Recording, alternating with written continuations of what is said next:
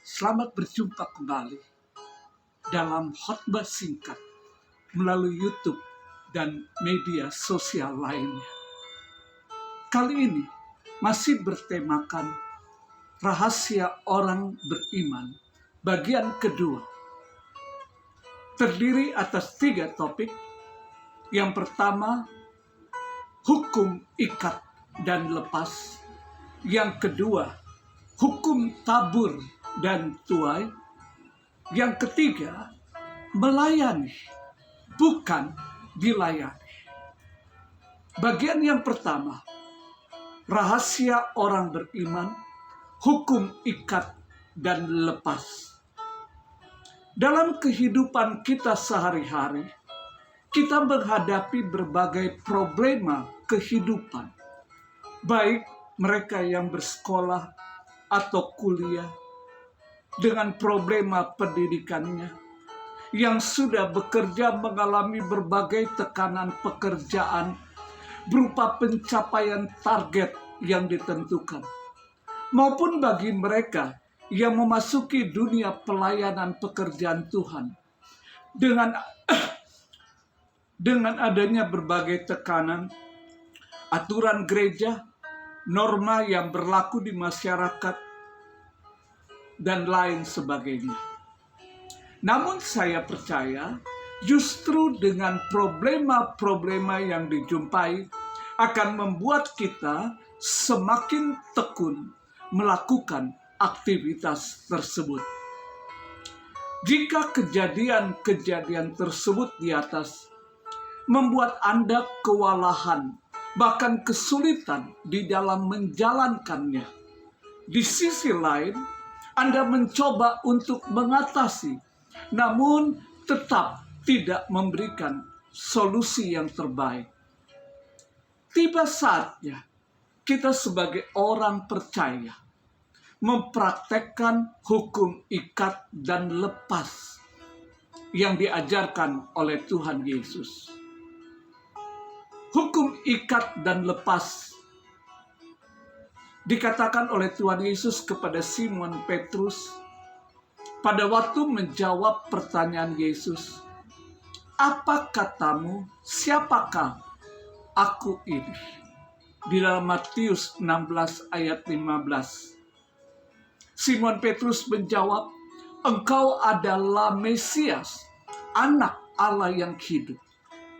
Rupanya jawaban Petrus tersebut, Tuhan Yesus katakan, itu bukan jawabanmu sendiri, melainkan Bapa-Ku yang di surga.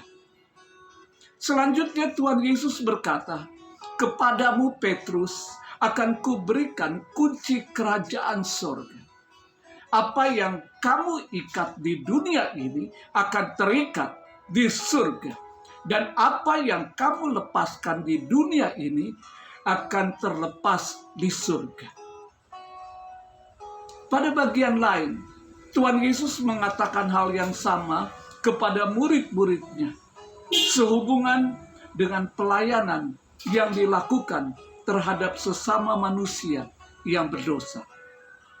Dalam Matius 18 ayat 18 dikatakan, "Sesungguhnya apa yang kamu ikat di dunia akan terikat di surga, dan apa yang kamu lepaskan di dunia ini akan terlepas di surga."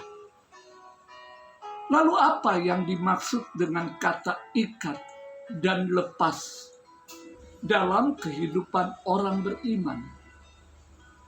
Segala sesuatu yang tidak kita harapkan, kita ikat dalam nama Tuhan Yesus.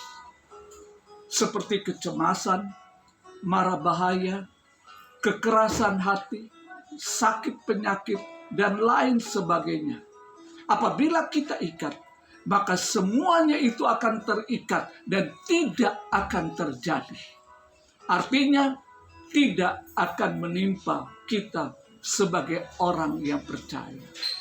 Sebaliknya, segala sesuatu yang kita harapkan untuk terjadi, kita lepaskan dalam nama Tuhan Yesus. Seperti damai sejahtera, perlindungan Tuhan, kelembutan hati jiwa berdosa, pertobatan, kesembuhan, kekuatan, dan lain-lainnya. Maka semuanya itu akan terlepas dan menjadi milik kita. Ini dipergunakan untuk mengatasi berbagai problema atas kesulitan yang kita hadapi. Syarat yang dituntut oleh Tuhan Yesus adalah kesatuan hati orang beriman. Siap dipakai Tuhan sebagai alatnya untuk menyalurkan kuasa mujizat Allah. Dan jika mujizat terjadi atas jiwa-jiwa yang kita ketahui, maka ketahuilah mujizat pun itu terjadi atas diri kita sebagai orang percaya.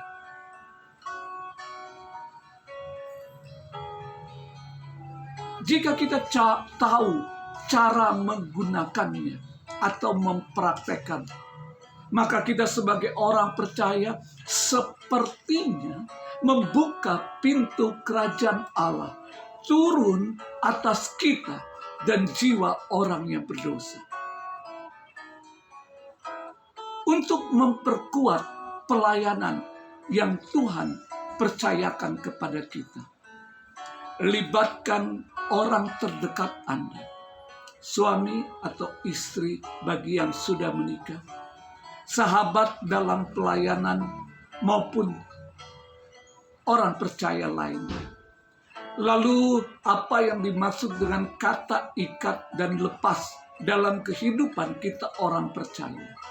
Jika berdua, maka perhatikan Matius 18 ayat 19 katakan, jika dua orang bersehati, jika dua orang daripadamu di dunia ini sepakat untuk meminta apapun juga, permintaan mereka akan dikabulkan oleh Bapa-Ku yang di surga.